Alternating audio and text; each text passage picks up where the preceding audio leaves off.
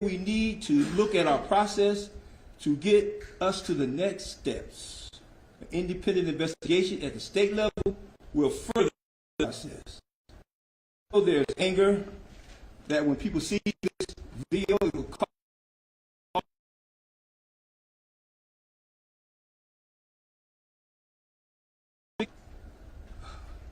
And quite frankly, our community has a right to voice, and we would ask them to do that. But what we would ask, as the family has asked them to do, it's okay to protest, but we would also ask them to do it in a peaceful manner. We have asked for this type of transparency. Now we're getting into the investigation that we want. We have to be patient and allow the investigation to run its course. And remember, we're all in this together.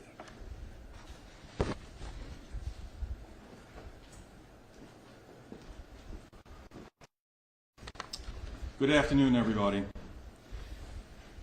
I want to first echo the sentiments that were expressed by Mayor Horgan and Deputy Mayor Somerville. I also want to express my deepest sympathies to Jayland's family. I cannot imagine the sense of loss, the pain they're going through right now.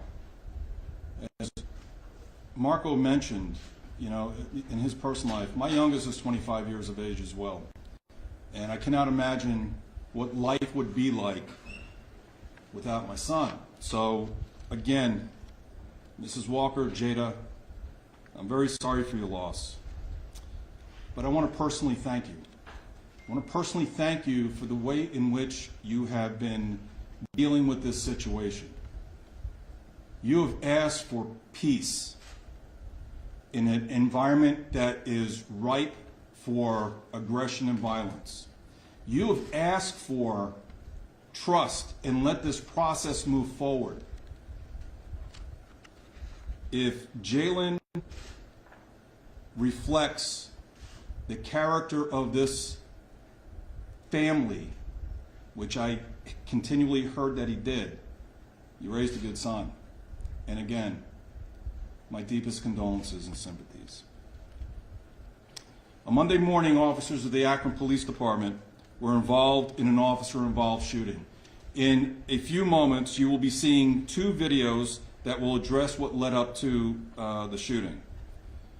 When I was sworn in as Chief of Police, I began moving the police department in a direction to have outside independent investigations when officers are involved in a shooting. So on Monday morning, I formally requested the Bureau of Criminal Investigation to investigate this shooting.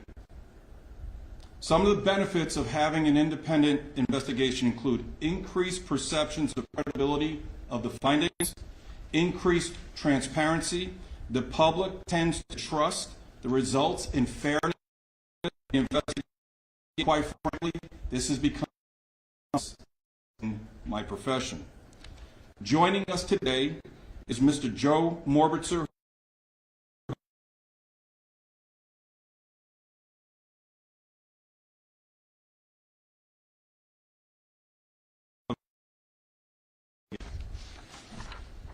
At the conclusion of viewing the two videos, I will share a few comments and open up the press conference for questions. Please keep in mind that as you ask your questions, Mayor Horgan and I may not be able to answer your question. First and foremost, we do not have the information that directly impacts the credibility and this. We are going to both be mindful of how we respond. Since I just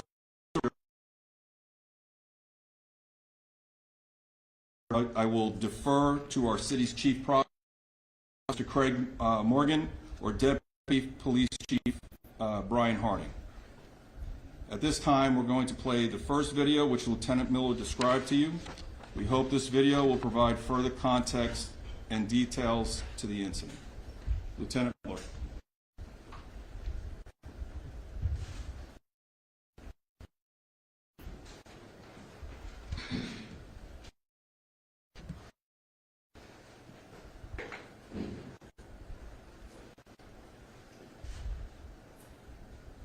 Monday, June 27, 2022, at 12, Akron police officers attempted to stop a silver Buick on East Talmadge Avenue, Bayer Street. Officers informed dispatch that the reason for the stop was for a traffic violation as well as an equipment violation. The driver of the vehicle refused to stop, and officers initiated vehicle pursuit as the vehicle was nearing the East Talmadge Avenue entrance ramp to Route 8 southbound. Approximately 40 seconds after the driver of the vehicle fled from the attempted stop, a sound consistent with a gun on body.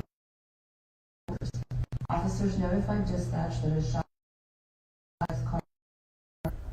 Getting on the 8 south of Talmadge, reason for stop is traffic.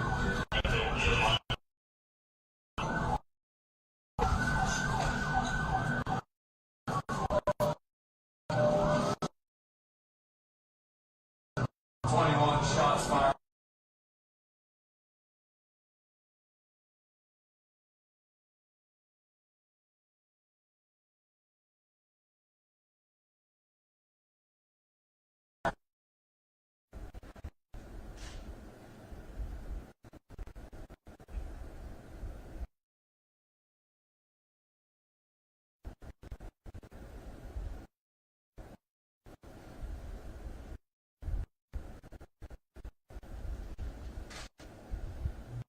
Vehicle pursuit continued on the expressway for several minutes, and the suspect vehicle exited onto the Archwood Avenue ramp.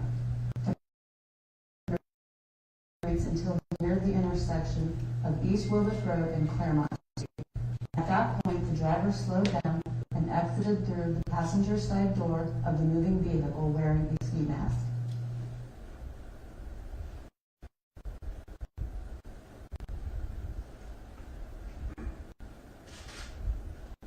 The suspect fled from the vehicle on foot, turning and facing officers momentarily. He continued to run. Officers attempted to safely take the suspect by officers.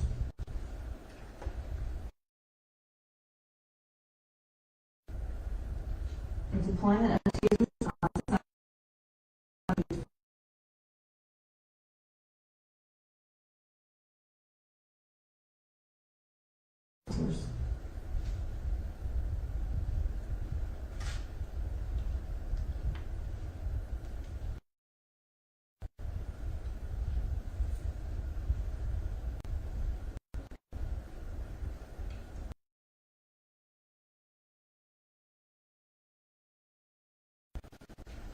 Officers reacted by discharging their firearms and striking the suspect. Under visual inspection of the suspect's vehicle, a handgun, a loaded magazine for a handgun, and what appears to be a gold wedding ring were observed in plain view on the driver's seat.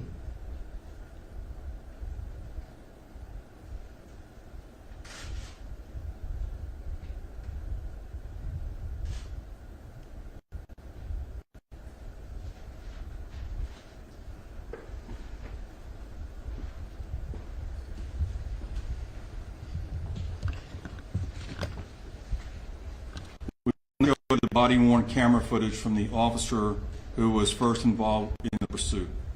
The video will start at the beginning of the pursuit and will end with the shooting of Mr. Jayland Walker. I want to offer caution for everyone that is watching that this video may be disturbing to some viewers, to many viewers, as it contains graphic images and language. For many reasons, it is difficult to watch. At the request of the Walker family, we have blurred Mr. Walker's body in the shooting event. Lieutenant?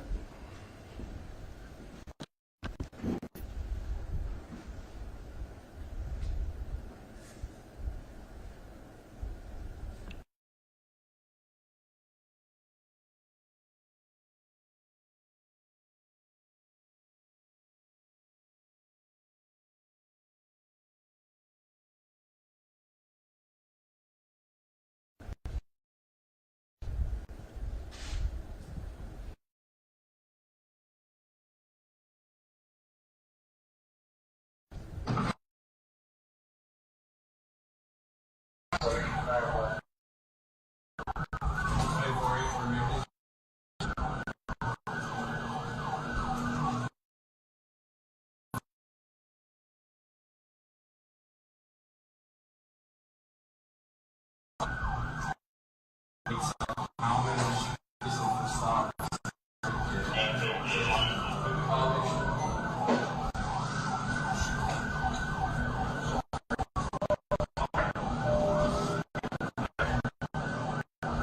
21 shots fired. That vehicle just had a shot come out of its door.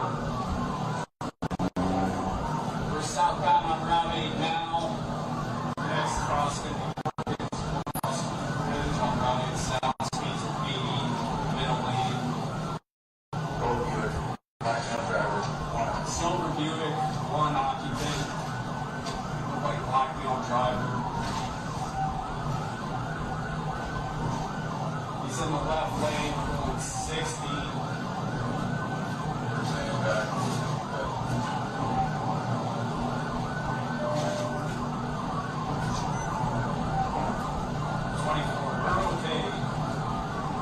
Notes the driver's grabbing something and a shot came out through his door. He fell just passing Perkins.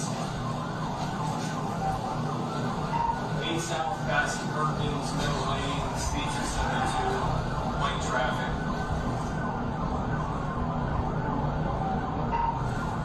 8 South passing exit 1A, speed 77, no traffic at this point.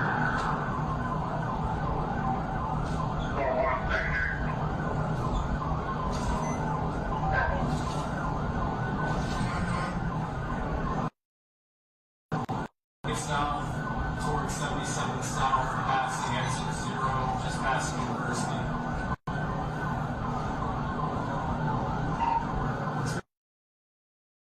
70, now into the right lane, 70, white traffic, reaches Martino.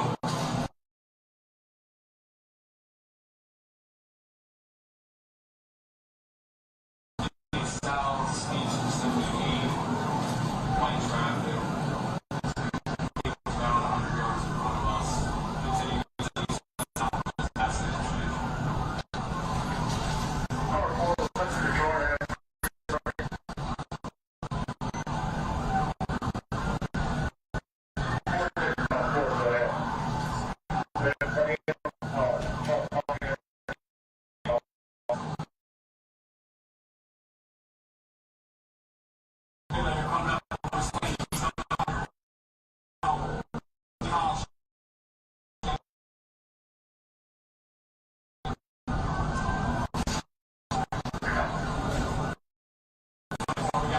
We got 2 units in front.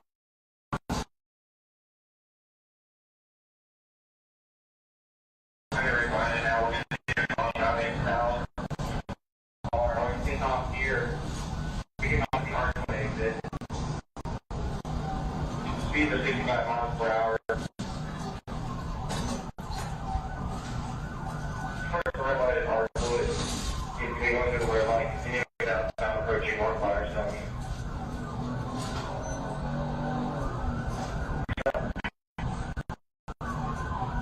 Speed of 30 miles per hour. Going to the south side is going to be going westbound on North Firestone Boulevard from here.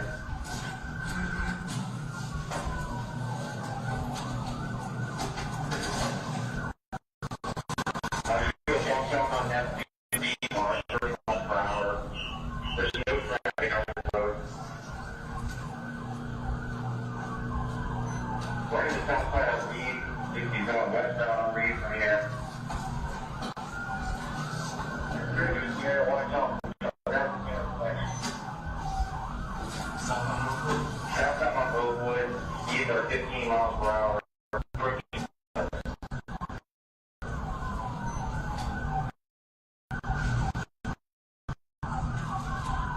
Then we go westbound on Cypress, heading towards Redwood. Okay, in Redwood, we're approaching Brown Street. 46 on Brown Street, stop the intersection. Now on Brown, we're returning westbound on a little bit. Speeds are approximately 25 miles per hour.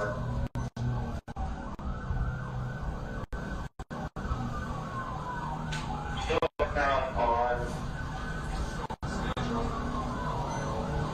a little bit. We have in Glen House. on 55 miles per hour.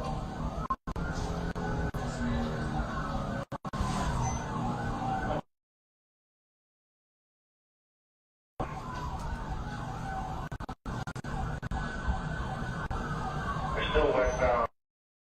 They're in Evergreen.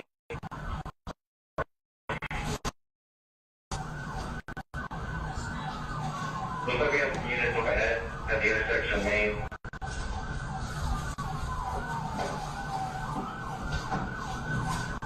Slowing down here, slowing down. Slowing down.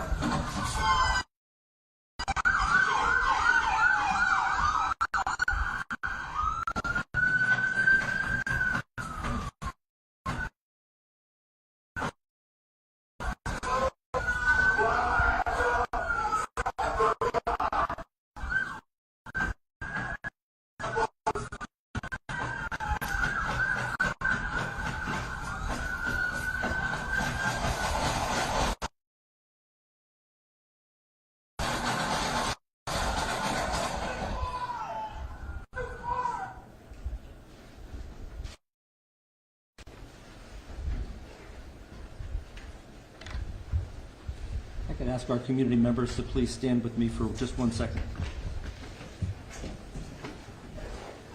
Chief Marco.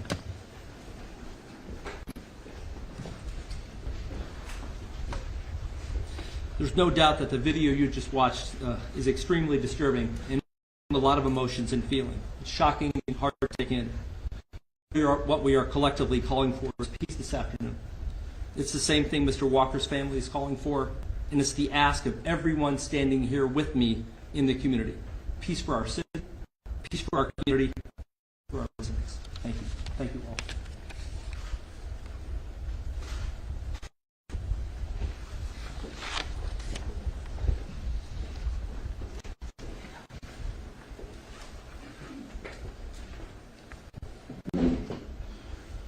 I understand the public's demand for information now. I understand that. I have questions that I want answered now. However, I echo the Walker's family's request for patience. We keep going back to the Walker family. They're requesting patience, peace, and to allow the process to run. Since Monday morning, information about this shooting has been disseminated through to conclude their investigation, submit their investigation, and then the grand jury. The damage of spreading misinformation can cause harm. So I would like to get some facts stated because I've seen a lot of information. We heard officers who were directly involved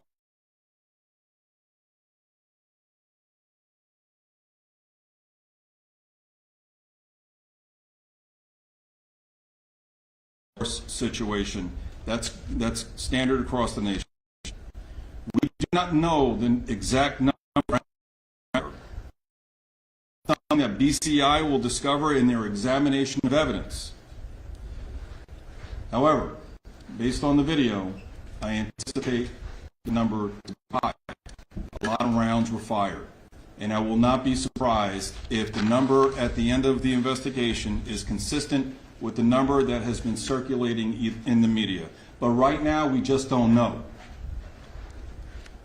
While BCI needs to confirm the number of times Mr. Walker was shot, the ME's report indicates over 60 wounds to Mr. Walker's body. However, they are still working to determine entrance and exit wounds, and this investigation on their end will take time.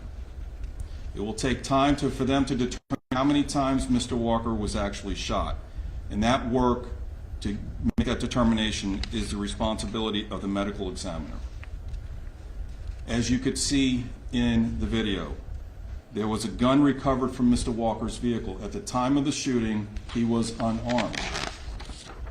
Lastly, after the shooting ends, Akron police officers went to Mr. Walker and diligently provided first aid to save his life. One officer on a body cam footage can be heard saying he still has a pulse. As the officers were getting ready to put him into a police car to get him as quickly as possible to the hospital, Akron fire medics arrived on scene. They took over aid, and unfortunately, Mr. Walker tragically passed at the scene. Okay, Lieutenant, I'm going to turn it over to you, and we'll start with the Q&A.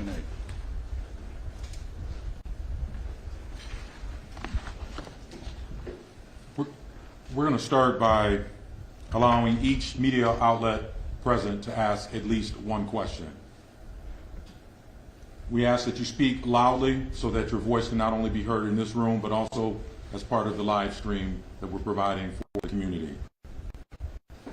Understand again, and it's already been stated by the chief, that there are some questions that they cannot answer or may not answer because of the independent nature of the investigation, and also to preserve that the integrity of the investigation. Some questions may not be answered for that reason. So at this time, I'll open up for questions. I am going to move intentionally to my left to right. We're going to ask one question each, and then we're going to move to the room from left to right. Okay? We'll open it up at this time. Anybody? Sir? Thank you, Lieutenant. Question for the police chief. At this point in time, based on what you've seen, Chief, and after seeing the video, what is it to you, what's the most concerning thing in the footage that you've seen? It's the same.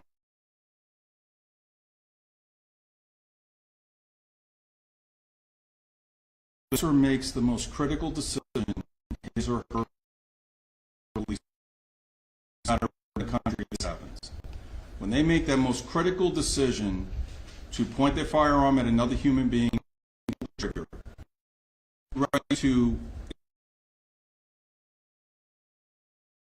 able to articulate what specific threats they were facing, and that goes for every round that goes down the barrel of their gun. And they need to be held to account.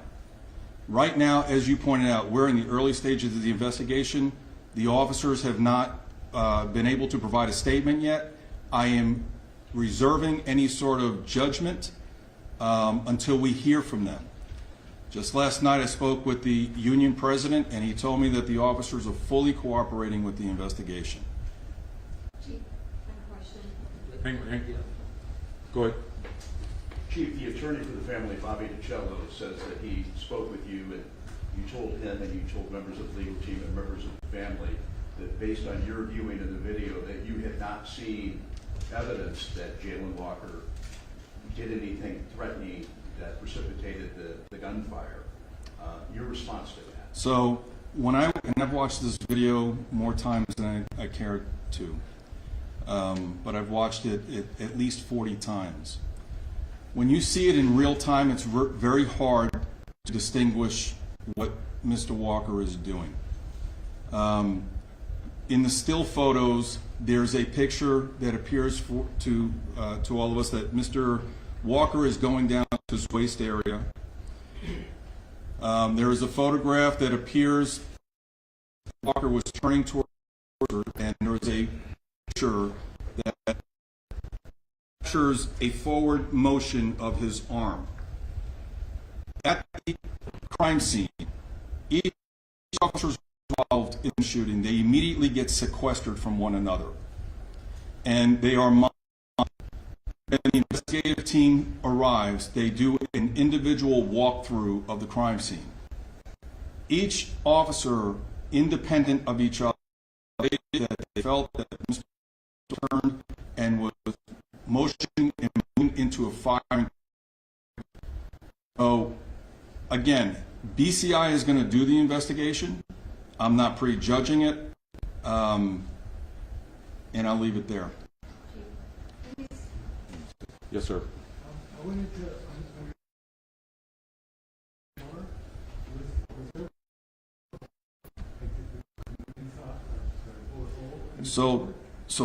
Go ahead, I'm sorry. The other part is, was the gun found with the magazine removed in his Yes, the way in which that picture depicted where the gun was located and the way and the manner in which it was placed, officers are approaching the car on their body-worn camera and it's capturing it as they are approaching. After the shot was fired, after the shooting occurred, we went back to the scene where we believe the shot was fired. A casing was discovered at that location, consistent with the firearm that Mr. Walker had in his vehicle. BCI will determine whether or not it came from the gun or not. And again, independent of anything we did, the ODOT camera captures what we believe to be a muzzle flash coming out of the car. Again, BCI will be determining whether or not that in fact is the case. Right. Chief, as far as the chase goes, and wondering if this could have been avoided at all, can you talk at all about the protocol of the chase and the point of being fired? Does that cancel any opportunity to call this chase off because of the gunshot? That question, it's a great question. So the initial attempt to stop Mr. Walker, as you heard on the audio, and for a traffic violation. I'm not exactly sure what the equipment violation was or what the traffic violation was. We found that out, or BCI will discover that during their investigation. What was going to be a routine traffic stop, which would probably result either in a warning or a citation being issued, turned into a pursuit. As Mr. Walker turned onto the entrance ramp to Route 8 and the shot is fired, that changes the nature of the contact. 40 seconds after the initiation of the traffic stop, a half a mile from the location of the traffic stop, you hear the gunshot that I've just discovered. And again, that changes the whole nature of the traffic stop. It went from being a routine traffic stop to now a public safety issue. And then the pursuit continued. Yes. Chief, have the officers involved viewed any of the video before they made their statements? They have not given statements yet, to my knowledge. And again, that part of my answer is us walling ourselves off from the investigation, and that will be determined by the Bureau of Investigation. Sir. Chief, the initial officers on that approach to the car deployed tasers. Can we read into that? Does that mean they didn't see it as a lethal threat? What were they seeing that they chose to grab a taser versus their firearm? I don't know. On to that calculation, the officers will be given to explain their actions. Yes, Chief, in 2012 in Cleveland, they had a sort of famous incident where 137 shots were fired into a car of unarmed people after a chase, and it received a lot of publicity. I'm curious if that incident, 137 shots into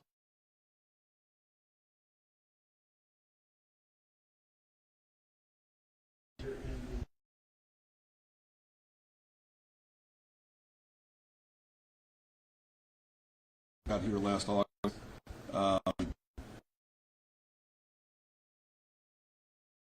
Exactly what that we train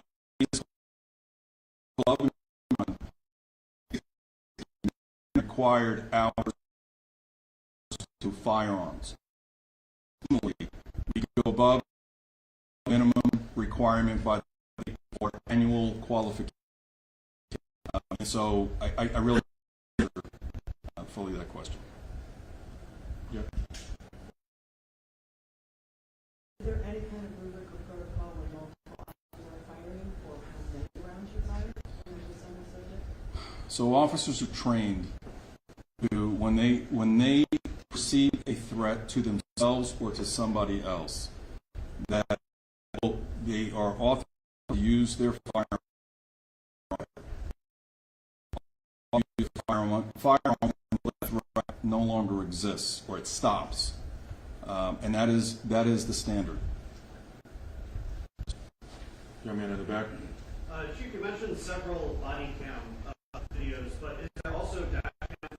And does any video cover the moment of actually attempting to pull him over? So we don't have dash cameras in our fleet.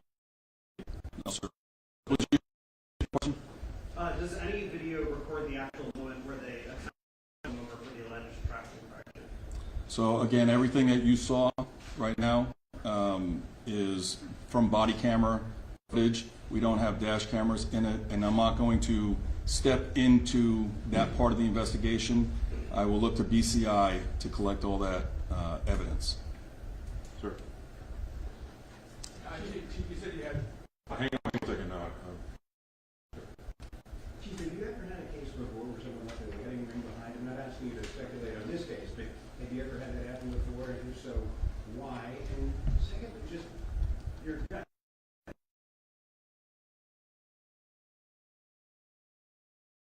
Confirm that. Did that strike you as excessive?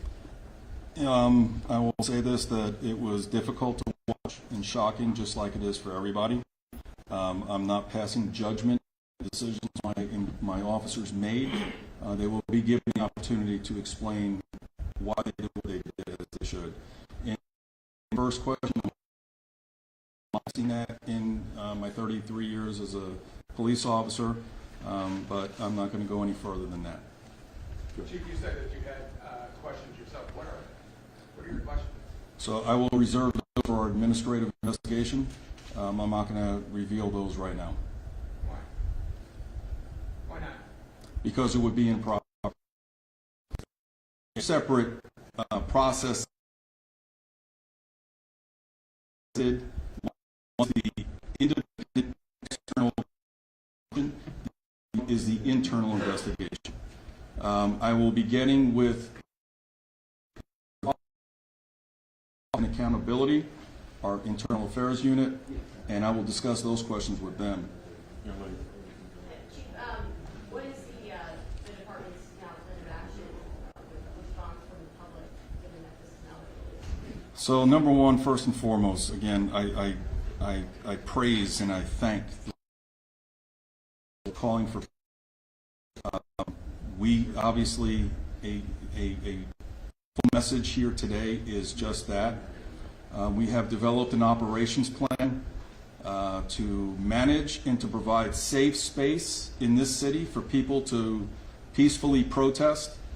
And in case that it turns to a situation where it's no longer peaceful, we have an operations plan in place for that as well. And I'm not going to discuss any.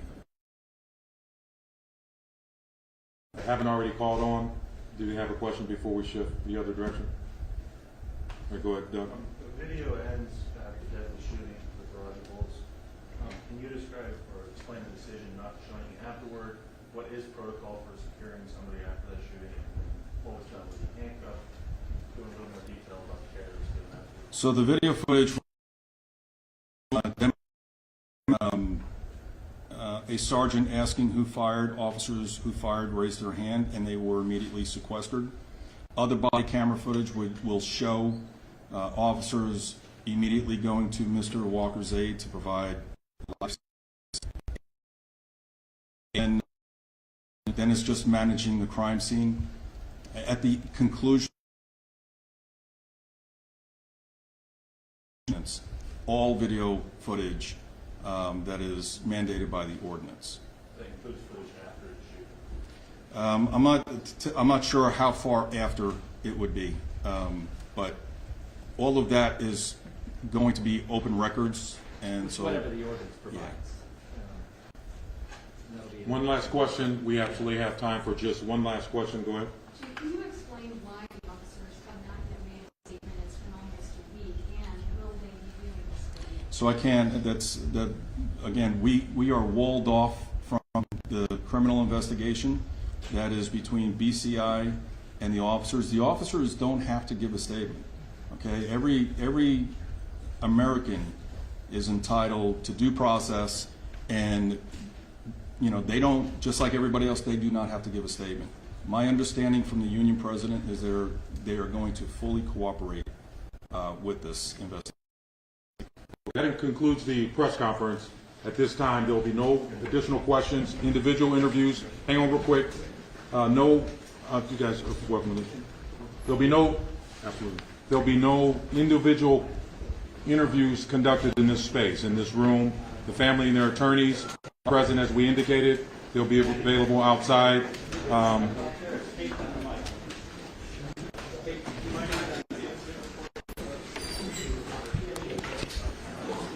We do not have that yet, but any additional follow-up questions that anyone, shoot an email and we'll take care of that. They're right outside.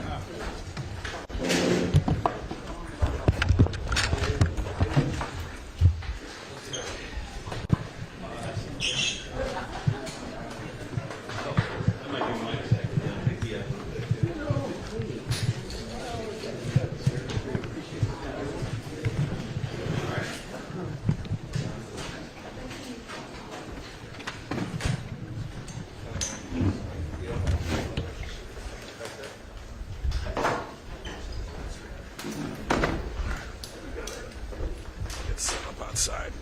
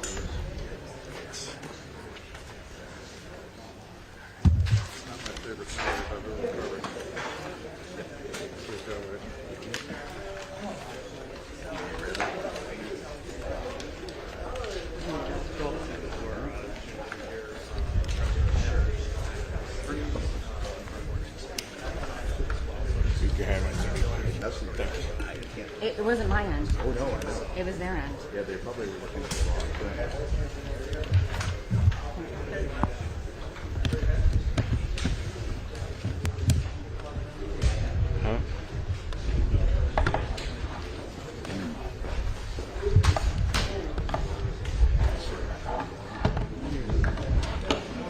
Testing 1, 2, 3, testing 1, 2, 3.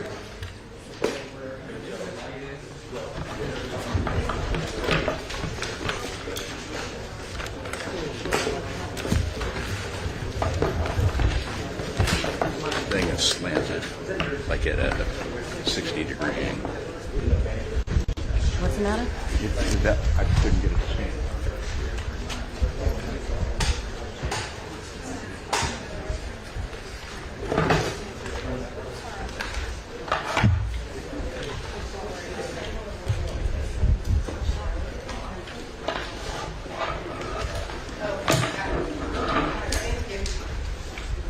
Oh, Amanda, I just texted you, forget it.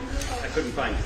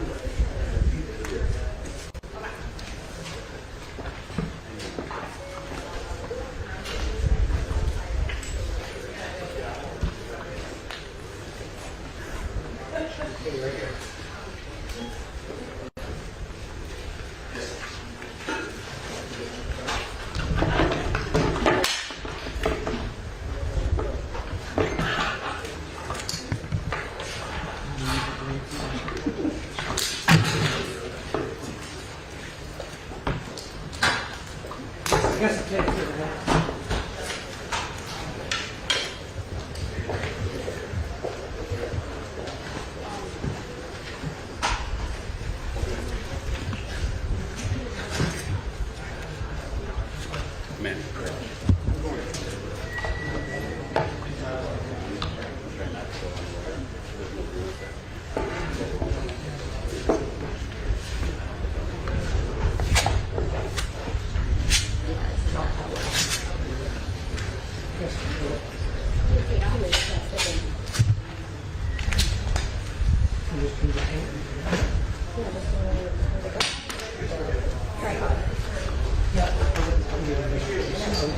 Oh, there it is.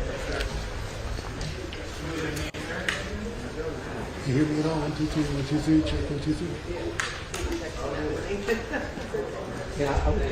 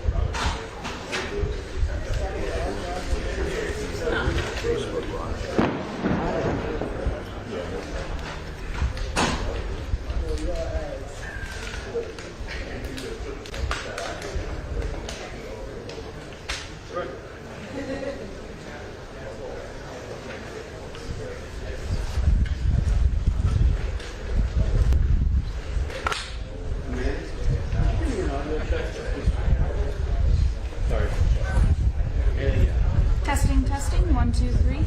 Testing.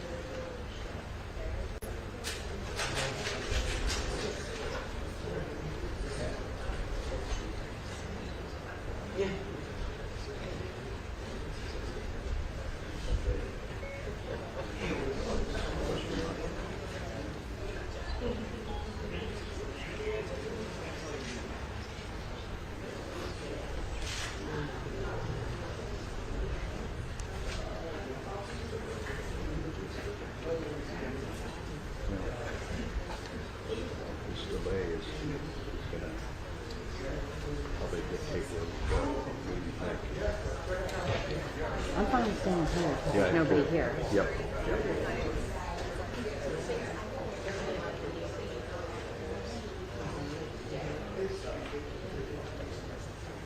Kaiser says he doesn't think that we have to. He says he's fine with the video. We could show it once, maybe twice, no more than that. But we don't have to do anything to put it what he said.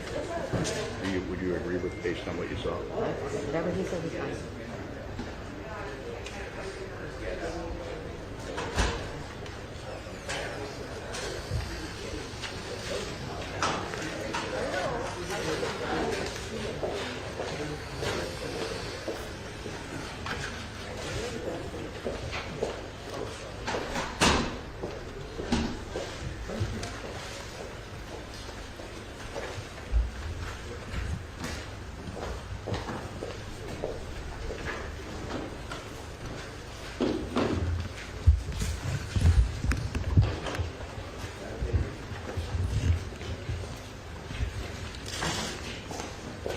First of all, once again, we have to put in perspective and in context why we're here. This is why we're here.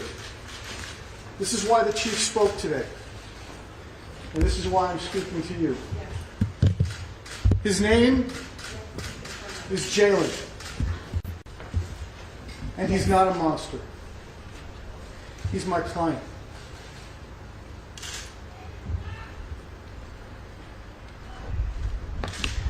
I'm emotional because of what I saw today. I've seen it 3 times and it doesn't get any easier.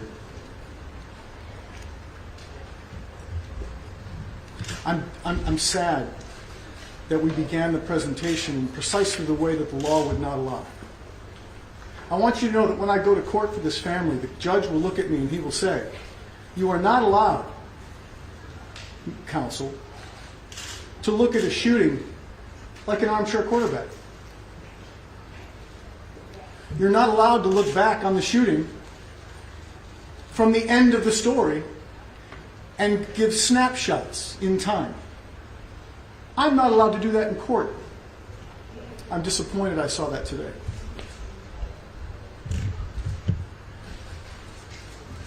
They want to turn him into a masked monster with a gun, and we knew that. But I want to thank the chief for one thing he said. At the time he was shot, more than 90 or 60 or whatever the unbelievable number will be, he was unarmed.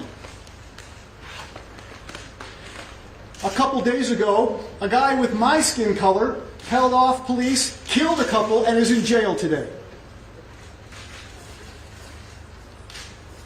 In a standoff with a long firearm called a rifle.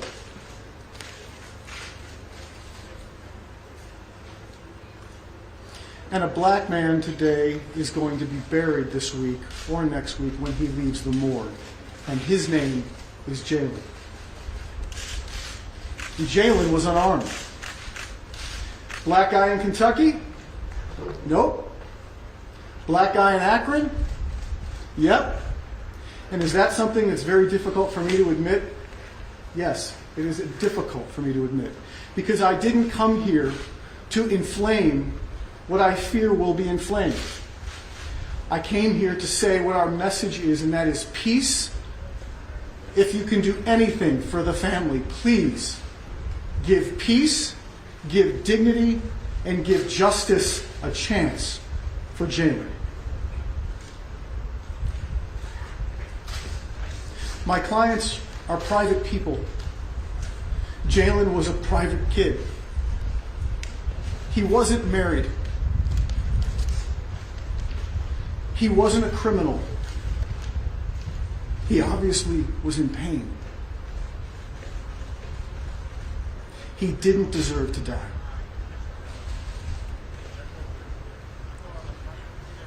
By the way, my name is Bobby DiCello, and I represent Jayland Walker, and I have my team here with me. And my team will be speaking right after me. You're going to hear from Ken Abarno, and you're going to hear from Paige White, who will be key to our work on this case. And I want to thank all who have reached out to the family, all who have reached out to me.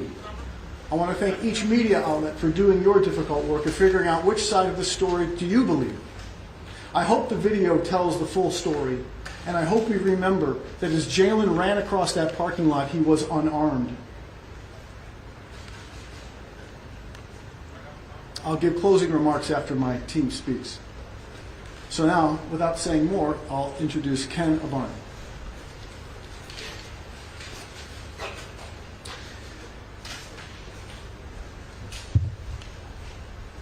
I just have such profound sadness for what we saw today.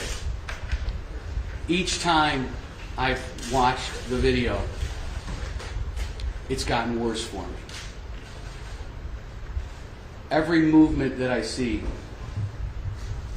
every shot that I heard, and every time that I see Jayland lying on the ground, just gets more and more horrific. I'm going to look at my phone because I took some notes down while we were inside, and what we heard was that it was tough to see. That's a lot more than just tough to see. It's something that should never, ever have to be seen. We've heard of transparency, accountability, a commitment to openness, all in an effort to try and gain the trust of the citizens, and for a fair and unbiased review of the facts is what we heard of in the conference today. And what was very telling is what we heard Chief Milet say, that the most critical decision that a police officer will make in his or her career is to pull the trigger and then be able to explain why they did what they did, what specific threats were present, and to be able to account for every round that comes out of that gun. Those are my notes, and that's what I heard, and the video will tell us exactly what was said, but that's how I heard it. And I believe that's how everybody else heard it.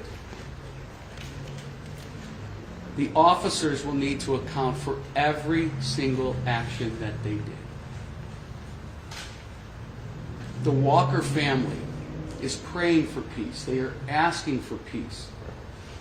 They are praying for accountability. We live in a society where we can never see this happen again. We need to get better. How do we get better? We're going to learn from this about how we can get better. And as my partner Bobby DiCello pointed out, we cannot villainize Jayland.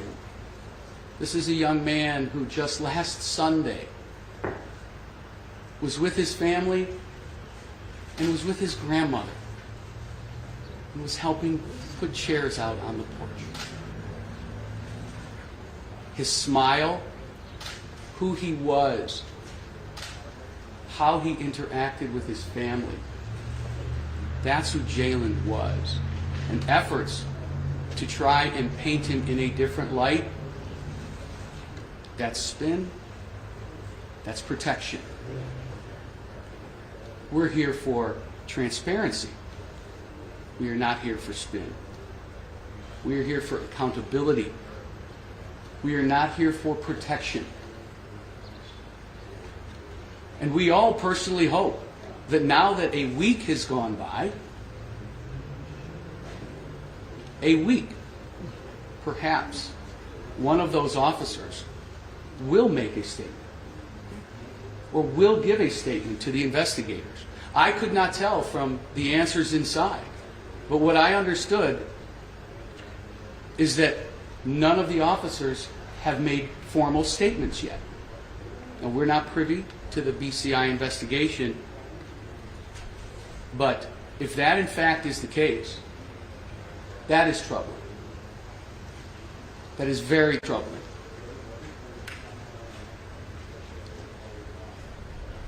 I want to ask for everybody's patience indeed as we work through this process. We are going to support the Walker family in every way, shape, or form. We'll answer questions that you may have after we're done speaking here today. There's a lot more questions than answers right now. Please remember Jayland Walker. Please remember. I'm going to ask Paige White to also provide us with some words here today, too.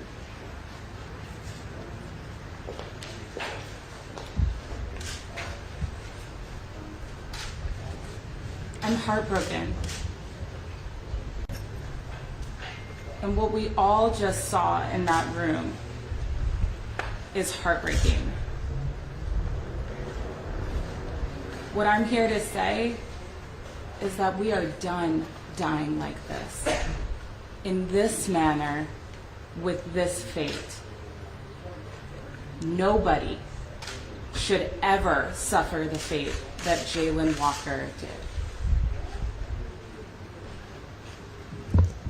Sunday morning, Jayland woke up in his bed, and 24 hours later, he was in a morgue. Jayland was shot more times than I can count. And that is beyond troubling. We are done dying like this. And change is coming. And how do we get there? We get there with peaceful organization, peaceful protest, and with honoring the beloved community that Jayland loved.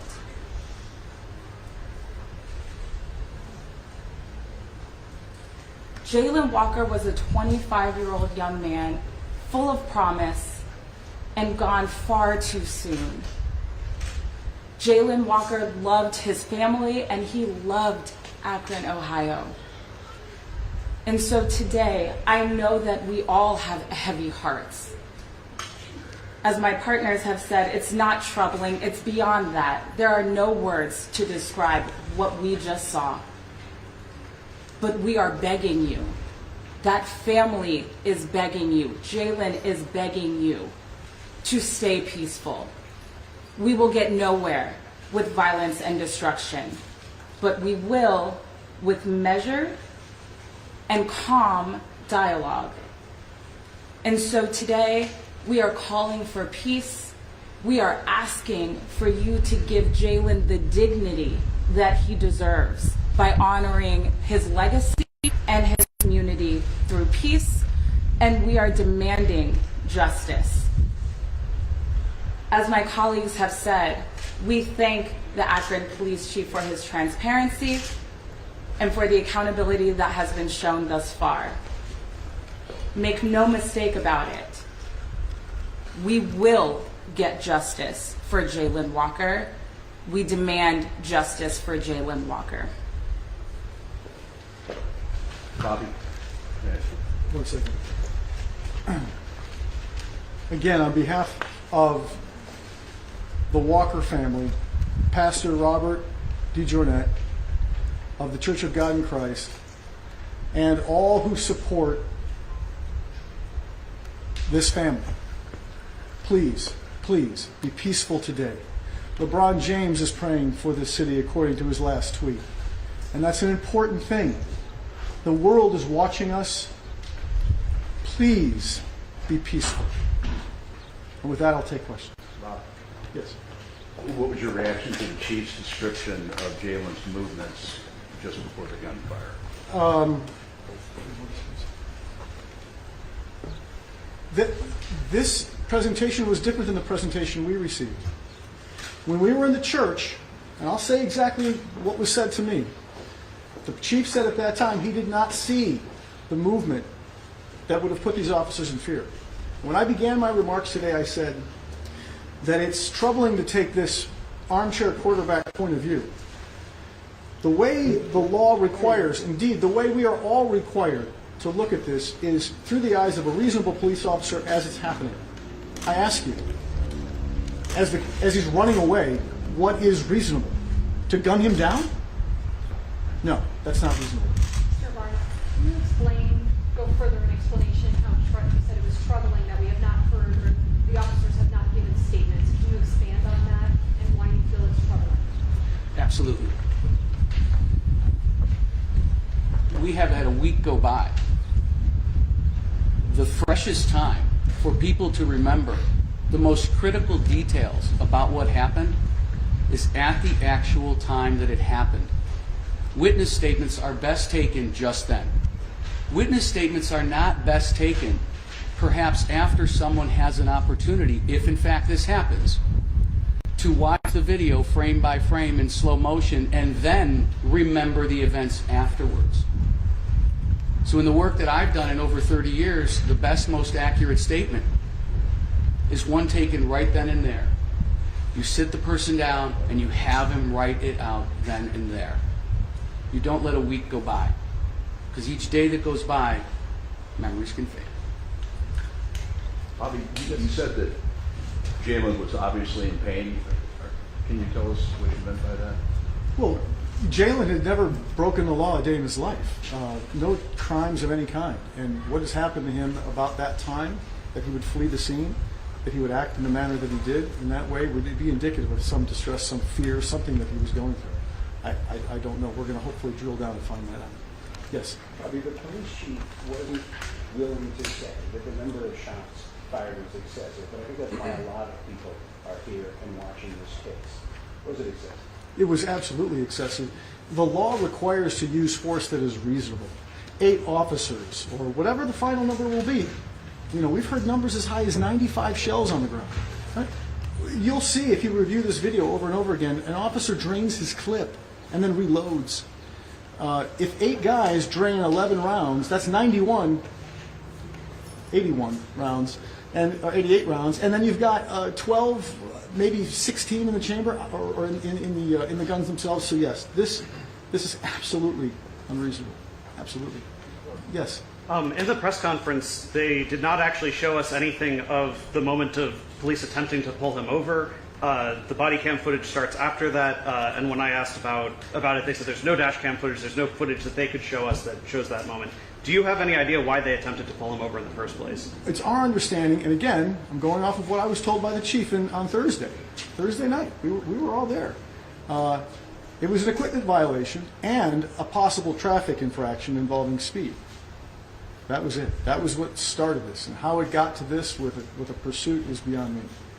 Yes. What do you make of the wedding ring and the death of Jamisha Beasley a month before? What do I make of what? The wedding ring found in the car, allegedly found in the car, and then also the death of Jayland's fiance. So Jayland, the question was, what do I make of the death of Jamisha, his girlfriend, a month before? We know that he was very saddened by that. We also have talked with the family that he was exhibiting no behavior towards them that would indicate he was capable of anything that would amount to what you've seen here. Driving away from police, taking off his ring, that sort of thing. I also don't know if he had the ring on his finger. I don't know where that ring came from. I don't know whose ring that is right now. What I do know is there's a ring and a gun. Now, interestingly enough, also, the gun from BCI's point of view, I understand, was found in the back seat. So we have pictures of it in the front seat. And I want to also echo this. The car was driven by Jayland, and apparently there's a shot fired from it, right? We know the car is intact and has no bullet holes in it, and so we're interested to find out how this gunshot could have possibly been directed at an officer. I mean, as you're driving a vehicle. So if there was a gunshot, and we don't know that either, so we're very concerned about those allegations right now. Yes, and then I'll go to... What does justice for Jayland look like? What are you seeking in the courts? Well, justice for Jayland looks like, first of all, tonight, and in the days that immediately follow on this American holiday, that this American who died is remembered peacefully, and that the struggle of his life begins with peaceful protest, and that those peaceful protests call for change. And, you know, that word is getting old, isn't it? I've too many times been at these and heard the word change, but we're going to be hopeful, and we're going to hope that there's an opportunity to get new policies in place, collaborate with the city leadership, push. Look, the city did something good here. We have to acknowledge it. They do have this video disclosure statute. It doesn't give us everything, but it gives us something to work with. And so we've got something to work with here. We're going to continue that dialogue. Justice for Jayland looks like this. Accountability and change in terms of the procedures and policies in place. But let me go to... go ahead. One of the questions that came out of the presentation from police today is that Mr. Walker was wearing a ski mask when he allegedly jumped out of the car. What do you make of that? Is there an explanation to that at this point in this investigation? At this point in this investigation, there is no explanation for that. The behavior is strange, there's no doubt. I want to add, though, that behavior is not lethal behavior. It's bizarre, sure. And the officers find bizarre occasions all the time. They're trained to encounter bizarre occasions. So we don't have an answer for that right now. Thank you. I'll go to you and then I'll go back to you. Is there any truth to what was reported that Jayland was pulled over 24 hours before, or there was an attempt made by New Franklin police to pull him over 24 hours before? We understand that the night before there had been an attempt to stop him that resulted in Jayland leaving the area. We don't know more details than that, and we are embracing that fact because he went home to bed that night. On this night, he went to the morgue. So one department got it right, another department got it wrong. Yes? The chief explained the medical care that was given to Jayland before fire arrived and helped them in the ambulance. In previous releases of video and also involved shootings, they usually shot the videos at the point of deadly force, so we don't see anything afterwards. Have you seen what happened after all those fires, after all those gunshots were fired? What you didn't see that I saw was, first of all, a body that was not blurred out. A body that was twitching and moving with every shot that landed, as it was on the ground. The shots continued after he was on the ground. We saw that. It's there. It's real. As to the handcuffing of the body that comes next, we know that they then handcuff him and roll him on his back, and then they begin to apply some sort of attempt at life-saving measures, which, after 60-plus wounds and 90-plus bullets, makes for a hopeless cause. After that, he's taken into a police car, and we have not seen that video. Did you say he was taken into a police car, or? They attempted it. They attempted. There was Take him into a police car? There was a consideration while EMS was on the way to put him into a police car. Ultimately, EMS arrived. Consideration, they were discussing it, or they actually? No, they actually, he said it as well. They actually attempted to place him in the car. Their thought was maybe they can get him to a hospital sooner, as the chief said earlier today. But we don't have that video. We never saw it. Yes? Bobby, you talk about Jayland's state of mind and how he was dealing with the sudden death of his. Well, we know that immediately after the death of his fiancée, he was sad. But he wasn't exhibiting any kind of behavior that scared the family, or he wasn't talking about things that were bizarre. He wasn't writing out journals or making veiled threats of any kind. He was acting in a normal manner. I mean, he was sad, but he was getting through it. And the family was just as surprised as I am today to talk about it. Knowing what's happened here is a big mystery for them. Yes? Have you been able to determine if he was working, he was a DoorDash worker, was he working at the time? I don't think he was working at the precise time, but I don't know. I'd have to find that out. Anybody else? All right. Oh, yes, yes. We do understand that he was possibly with his grandmother in the morning, helping her at her home. Do you know possibly where he may have been going before his attempted attack on Sunday night? We do not know where he was going at that point in time. We'll find that out eventually, but we do not know at this point in time. Anything else on that? Anybody? All right, thank you all.